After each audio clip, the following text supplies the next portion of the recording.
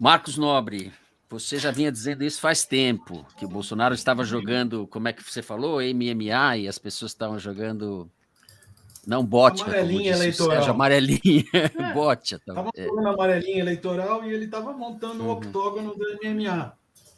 E é isso. São dois jogos diferentes e as pessoas achavam que ia dar super certo, que não é, que a gente não estava em emergência democrática, que estava tudo uhum. bem, né? Enfim, É, mas também isso daí não é para ficar falando sobre o passado, não quero ficar falando sobre o que aconteceu. Agora, o que a gente vai fazer daqui para frente, certo? O que a gente vai fazer daqui para frente? Vai, de fato, cair a ficha e dizer, olha, é sério. Tem uma coisa que eu fico particularmente chateado, é que nesse momento, as pessoas que muitas vezes disseram o Bolsonaro está fraco, já ganhou a eleição, é primeiro turno, não sei o quê, essas pessoas falam que é culpa do Brasil ou dos brasileiros ou das brasileiras, etc., que são profundamente conservadores, autoritários, etc.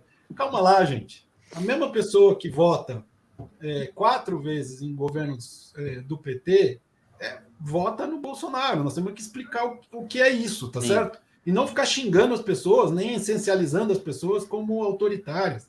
Quer dizer, a gente sabe que tem uma porcentagem do eleitorado que é autoritária de verdade. A gente sabe isso. E a gente sabe que é uns 15%. É gente pra caramba, é muita gente. É a base que o Bolsonaro organizou inicialmente para se lançar. Certo? Agora, não é todo mundo. Senão fica impossível a gente superar essa ameaça Uhum. autoritária aqui, né?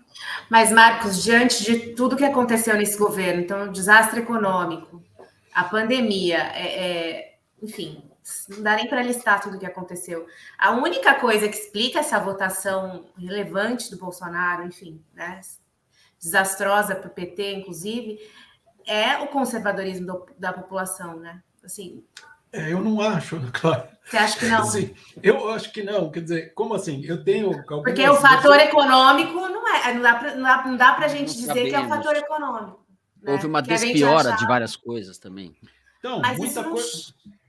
Veja, Ana Clara, olha, eu tenho umas versões diferentes de algumas teses, não significa que eu seja contra, não é assim. Não, as pessoas não são conservadoras. O que eu digo é que as pessoas não são essencialmente conservadoras.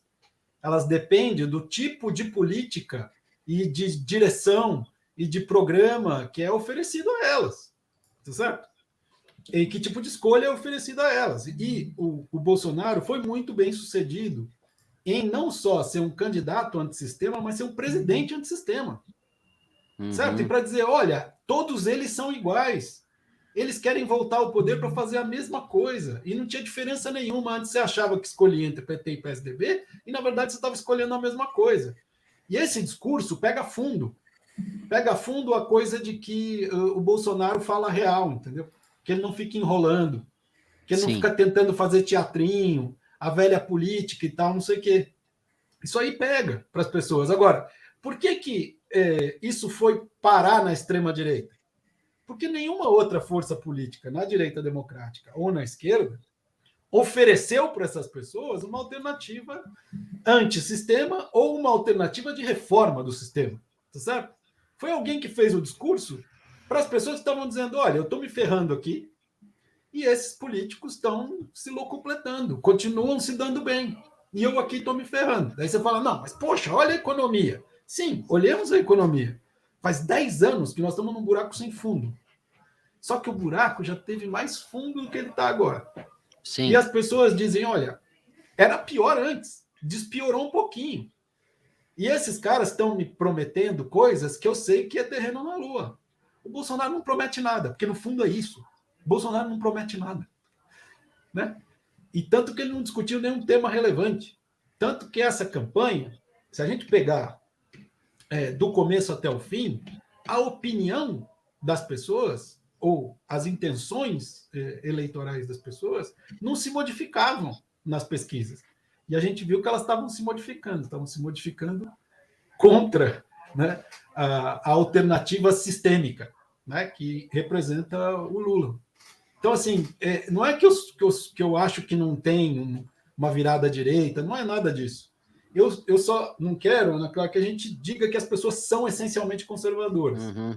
Tá? Se assim, Marcos, a pessoa tem um sentimento legítimo de que o sistema não está funcionando. Se só a extrema-direita oferece uma alternativa para essa pessoa, ela fala, essa é a única pessoa que está realmente falando o que eu acho, entende? Sim.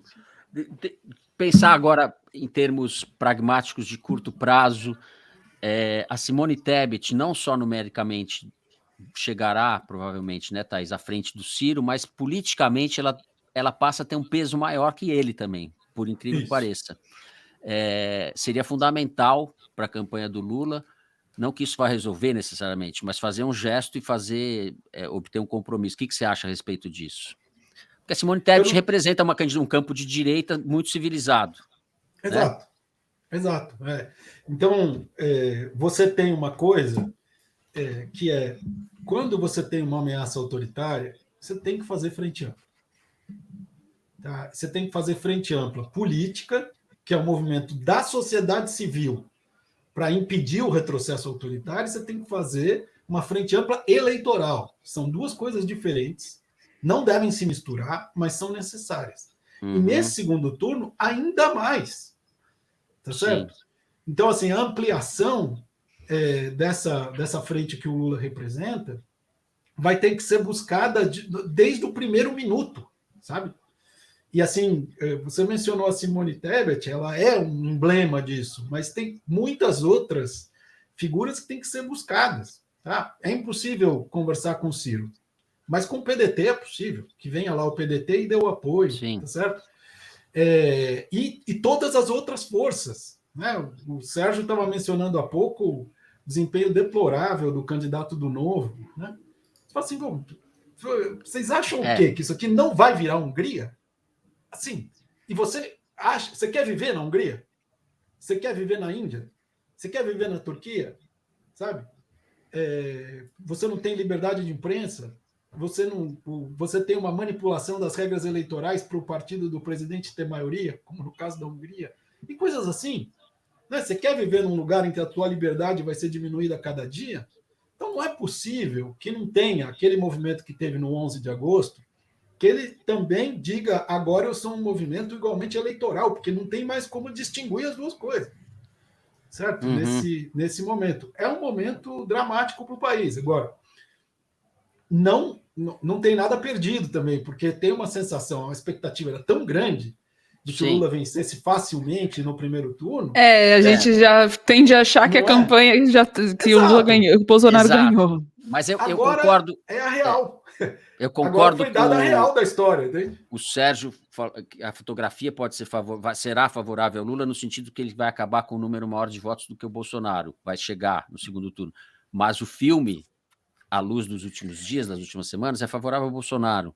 Né? E nesse aspecto, o Bolsonaro tem mais votos do que os institutos foram capazes de captar, e aí foi muito interessante isso que você falou a respeito do apagão de dados sobre o conhecimento demográfico, sociodemográfico do país. A gente não tem isso claramente deve ter interferido. Afeta a pesquisa, porque ela usa esses dados para escolher o campo.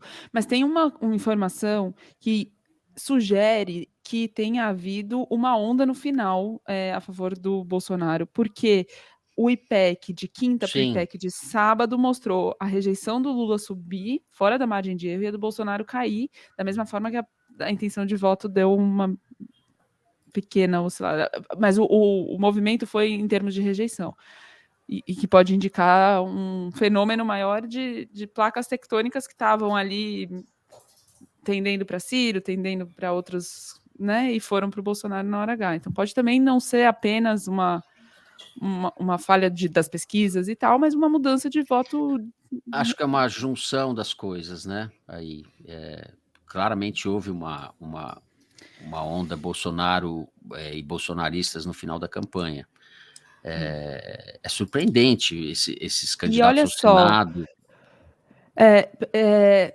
E o Tarcísio em primeiro, né, Marcos, em São Paulo. Isso ninguém estava... Mas, gente, tem assim...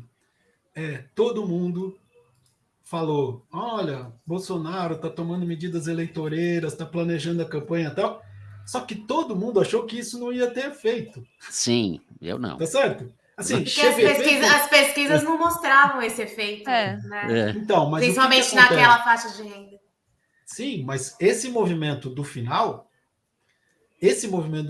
foi um movimento que foi calculado desde o começo. Por quê? Porque o Bolsonaro ele tinha que fazer duas coisas. Ele tinha que defender o patrimônio dele.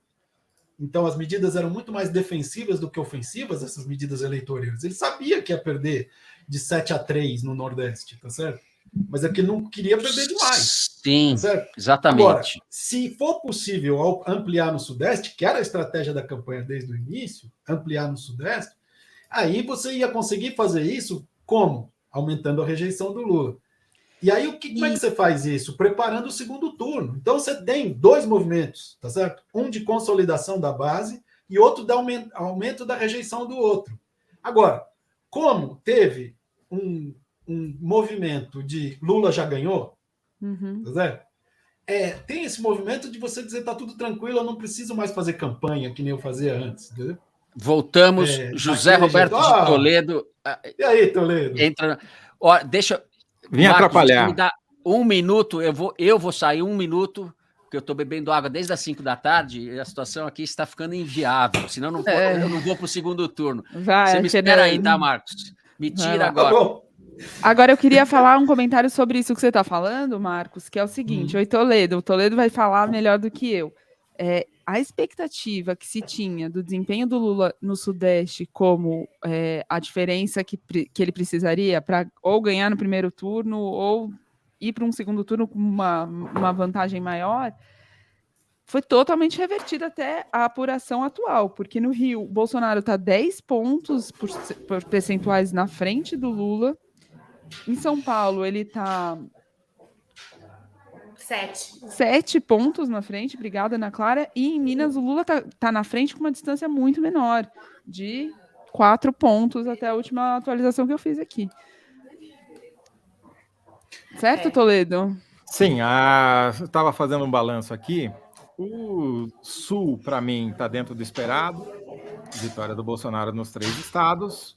No Centro-Oeste, idem, vitória nos 4 estados, Mato Grosso do Sul, Goiás e Distrito Federal, 3 estados e uma unidade da federação, para não dar erramos.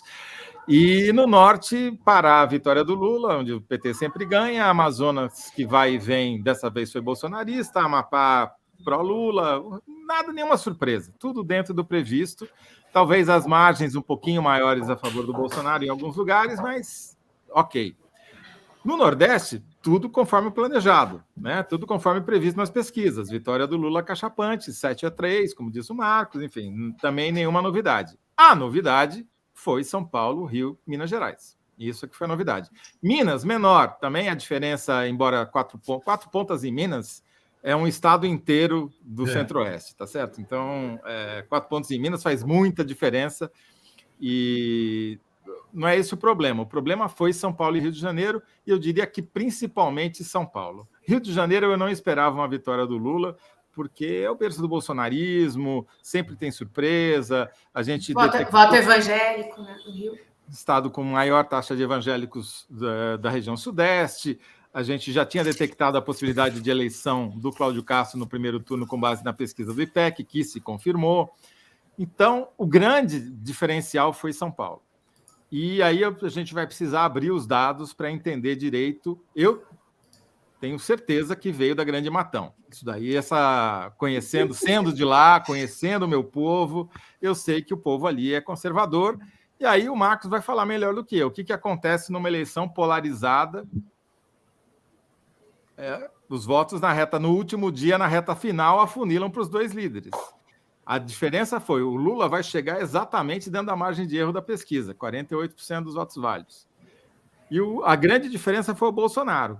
Tudo que saiu do Ciro foi para ele. A campanha do Bolsonaro, a campanha do Ciro foi super bem sucedida em atrair o voto de direita, só que não foi até o fim, né?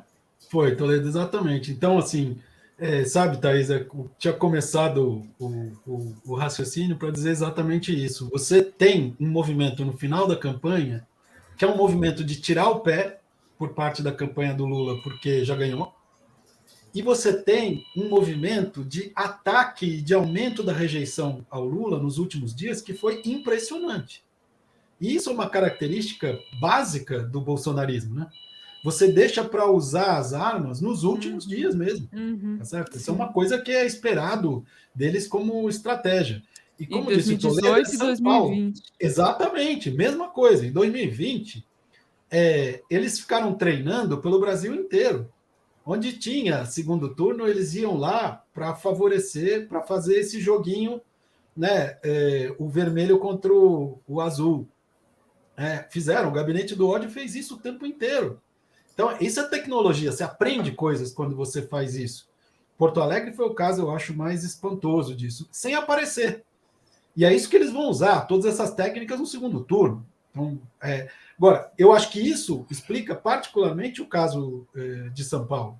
Quer dizer, você apelar para essa rejeição latente que o Lula tinha, foi alguma coisa muito bem sucedida da parte da campanha do Bolsonaro ao escolher o Tarcísio, ao colar o Tarcísio no Bolsonaro e ao atacar o Lula exatamente no ponto que pode reavivar a rejeição ao Lula em São Paulo.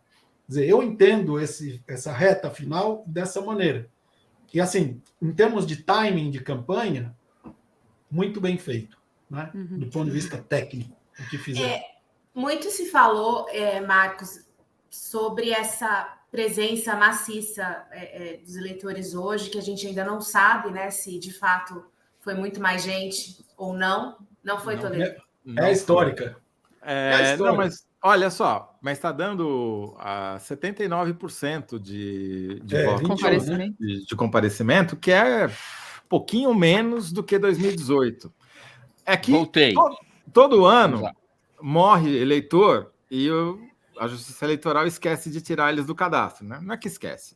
Tem um mecanismo, mas é um mecanismo impreciso. Então, todo ano aumenta o número de fantasmas no cadastro eleitoral. Então, a cada eleição, aumenta o número de pessoas que não compareceram à urna, muitas delas porque morreram.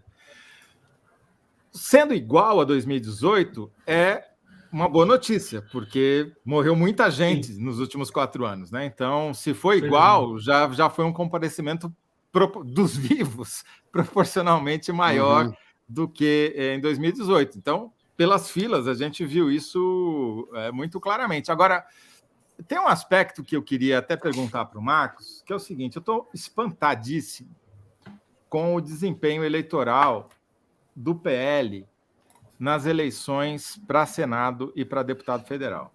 Nas minhas contas, eles já elegeram no mínimo 6 senadores. Já tinha a maior bancada no Senado.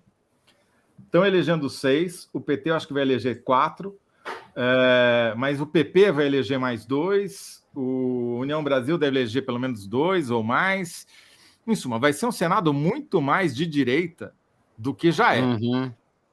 Muito mais de direita. O que coloca em risco as cadeiras dos ministros do Supremo, Alexandre de Moraes e todos aqueles que eles não gostam. Na verdade, é mais Barroso, enfim.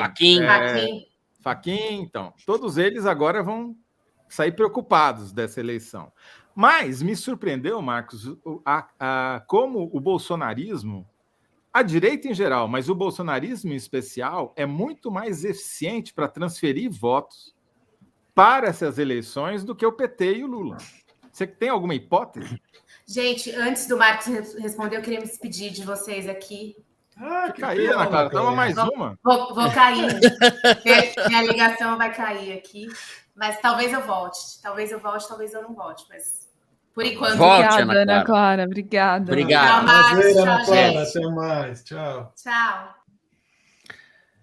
É o PL do Valdemar. Do Bolsonaro agora, né?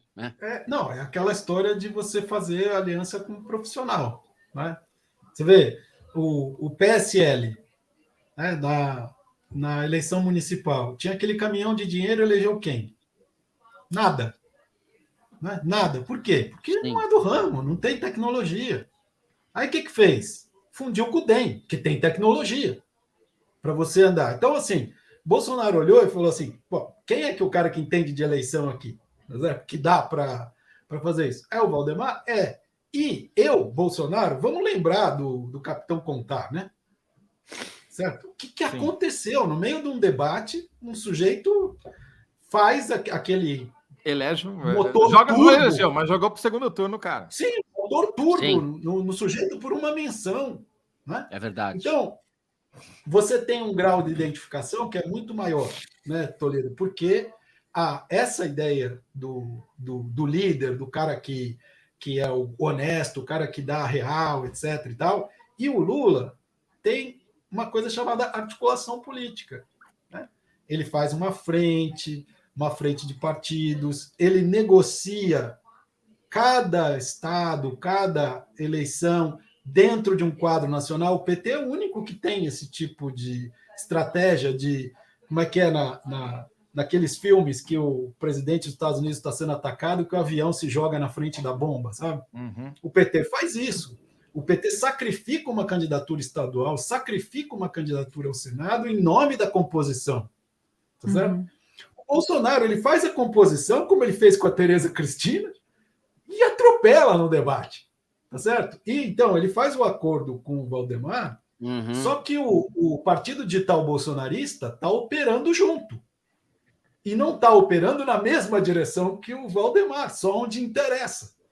Então você tem uma complementaridade aí. No Distrito Federal também, a Damares. No Distrito Federal é a mesma coisa. Você vira e fala, não, vai Flávia Arruda, e pumba, você vai de Damares, entende? Então, você tem essa junção dessa política tradicional do cara que sabe fazer a política com um partido digital super bem organizado que faz o que quer. Né? Eu fiquei muito surpreso com o Rio Grande do Norte, onde a governadora do PT se reelegeu no primeiro turno e o senador eleito é o Rogério Marinho. O cara que fez a reforma trabalhista, alguém mais impopular que o Rogério Marinho, o cara, ex-ministro, importantíssimo do Bolsonaro, e o cara foi eleito com folga lá, com 8 pontos de vantagem sobre o Carlos Eduardo do PDT. E fiel aliado, né? Fiel aliado. Foi um sujeito realmente que, no Ministério, se mostrou um dos aliados mais importantes do Bolsonaro. E se elegeu por isso também, né? E aqui uma atualização, fugindo um pouco desse assunto, mas impressionante o voto a voto para o segundo lugar na disputa pelo governo do estado do Rio Grande do Sul. O Onyx Lorenzoni passou em primeiro, as urnas lá já estão 98,95% apuradas, 99% das urnas. O Onyx passa com 37,6%, o Eduardo Leite tem 26,75% dos votos e o Edgar Preto, do PT, tem 26,68% dos votos. Em números absolutos, 4 mil votos. Vai ser, assim, até a última urna para poder cravar. Eu estou pensando aqui nessa avalanche de senadores de direita e bolsonaristas. O Senado é um cargo muito peculiar porque permite que o sujeito saia para disputar governo estadual ou que seja e volte para o Senado, porque não perde o mandato, né? Como é de 8 anos.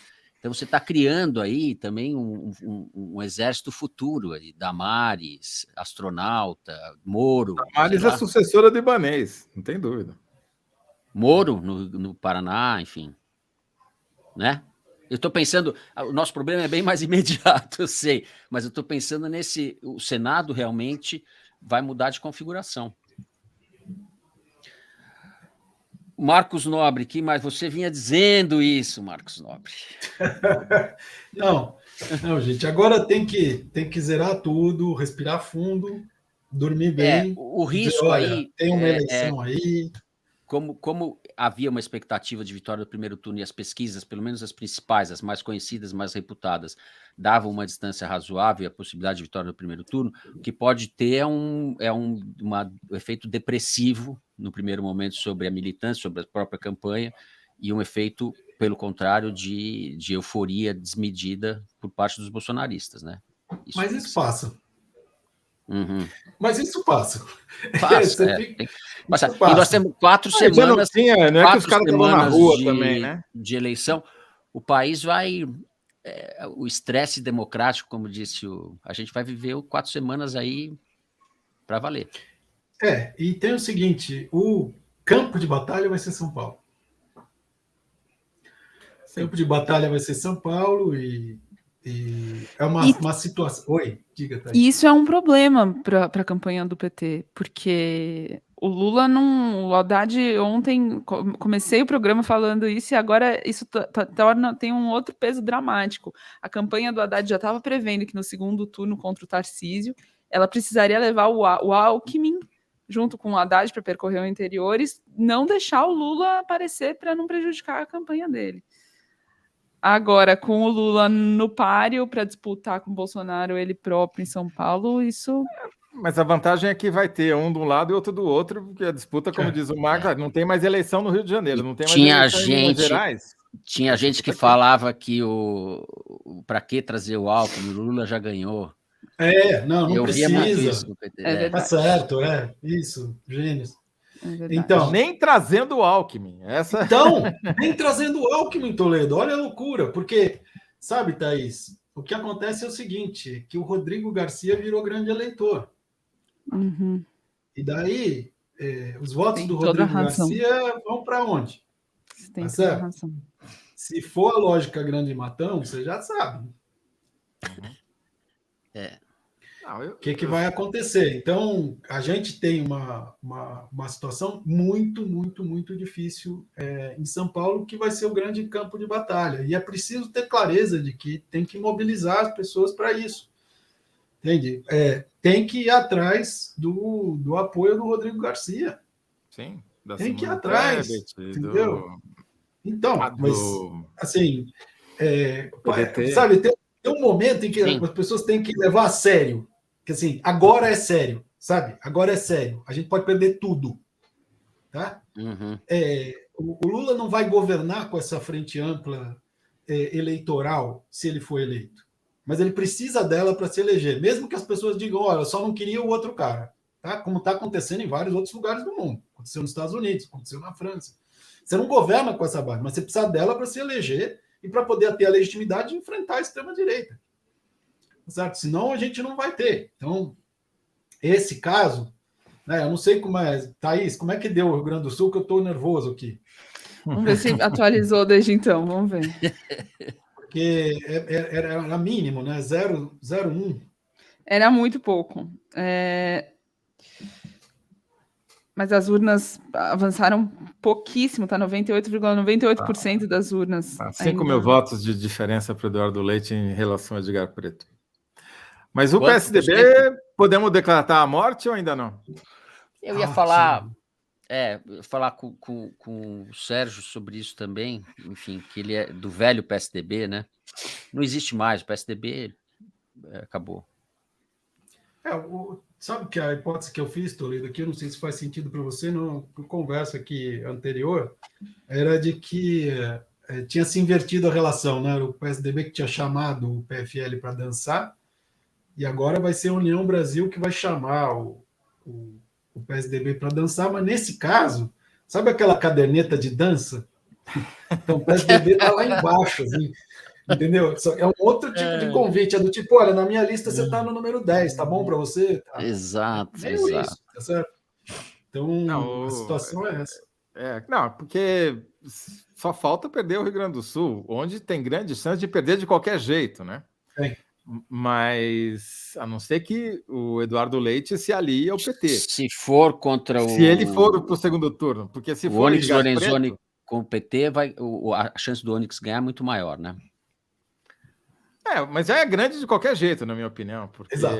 Sim, ele ter subido nas pesquisas e passado agora com essa vantagem.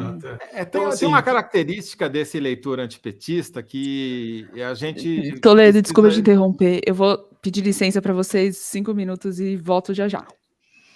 Não demore, Thaís Bilenque. A Thaís é educada, ela não fica narrando o que ela vai fazer. Que é essa capacidade desse eleitor de direita de entender quem é o favorito, quem tem mais chance, e ir lá, não fica dispersando voto. Acho que teve 1 ou 2 estados em que o PL deixou de eleger o seu candidato porque rachou os votos, mas é muito mais objetivo, né? Tem muito mais foco para entender que isso daqui é prioritário, dane-se a minha preferência, vou votar nesse daqui porque ele vai derrotar o adversário. Exatamente, Toledo, mas o efeito, eu acho, foi o efeito do já ganhou. Entendeu? Eu não preciso fazer compromisso, porque afinal eu já ganhei. Esse outro cara não tem a menor chance. Esse outro cara tá acabado, tá fraco, tá acuado, não sei o quê. Coisa que eu mais li em manchete de jornal nesses 4 anos foi: Bolsonaro está acuado. Bolsonaro está acabado. Aí o sujeito acabado e acuado, entendeu? Isso faz Agora, parte do discurso dele, né? Se colocar numa situação de inferioridade, assim, claro. o inimigo é maior do que eu. O sistema, estou lutando contra e tal. Então, o que acontece? Essa coisa do já ganhou, ela se reflete no fato de que eu não preciso fazer aliança mais com ninguém. Já tive que engolir o Alckmin, não vou engolir mais nada. Então, assim, para mim é demais votar na Flávia Arruda contra a Damares, tá certo? Para pegar o que eu acho que é o grande exemplo. Assim, não, vou votar na candidata de esquerda. Ela tem chance? Não. A disputa é com quem? Entre a Damares e a Flávia Arruda. Ou seja, você tem a disputa entre, sei lá, o Ayatollah do Irã, tá certo? E, não sei. E a Rosilene acabou quase encostando na Flávia. Ela acabou com 22,4 contra 27 da Flávia. Então, isso, mas... A soma das duas daria a taxa da Damares. Daria a Damares. Então, assim, você fala, não pode abrir mão da candidatura, etc. e tal. Eu entendo. Agora, eu não estou falando disso, não estou falando seria possível se a gente juntasse as coisas. Estou dizendo o tipo de atitude que eu vi. Né? Como se a gente não tivesse, de fato, em emergência democrática. Como se a gente tivesse numa eleição normal. Sabe? Que a gente pode falar assim, não, eu não vou fazer cálculo porque eu quero expressar a minha vontade. Eu também adoraria. Só que do outro lado... Bom, tinha cientista político aí esses dias falando que está tudo bem, né? Que as instituições estão funcionando, que a democracia... não sei o que esse povo está, onde esse povo está vivendo. Marcão, deixa eu te falar. Tem que voltar, né? Tem que falar e falar assim, olha, gente, agora é sério, deu. Sabe? De ficar atribuindo a própria impotência. Se você ficar falando, se eu acordar todo dia e disser que o Bolsonaro está acabado, ele estará acabado, entendeu? Pensamento mágico. Não dá mais, gente. Vamos lá, tá certo? Tem coisa para fazer, né? Então vamos, respira fundo, dorme bem, começa de novo, tem 4 semanas. É isso. Certo? Para Marcão, evitar uma ditadura aqui.